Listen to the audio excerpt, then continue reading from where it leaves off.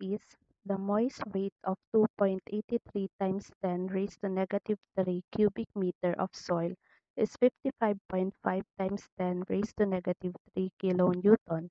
If the moisture content is 14% and the specific gravity of soil solids is 2.7, determine the following: moist unit weight, dry unit weight, void ratio, porosity, and the degree of saturation. So based on what the problem is asking for, this is about soil properties or soil parameters.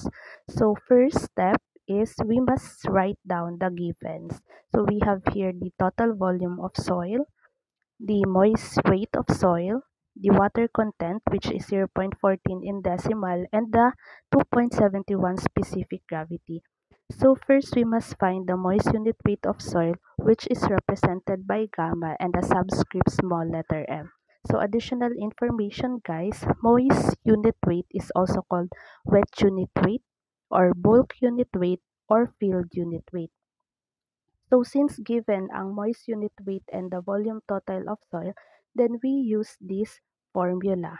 Moist unit weight over the total volume. So substituting the values and calculating it, we got a moist unit weight of 19.61 kilonewton per cubic meter. So the next one is the dry unit weight, which is represented by gamma and the subscript small letter d. So since nakuha na natin ang moist unit weight, we use the formula moist unit weight is equals to dry unit weight times 1 plus water content. So substituting the values, shift solve lang natin siya, we get a dry unit weight of 17.203 kilonewton per cubic meter. So letter C naman is the void ratio, which is represented by small letter e.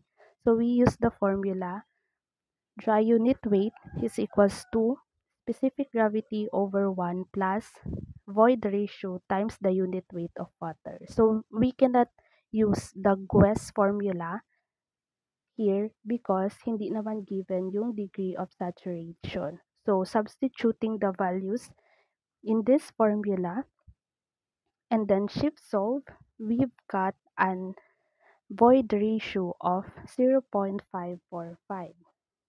Okay, so the next is porosity, which is represented by small letter n.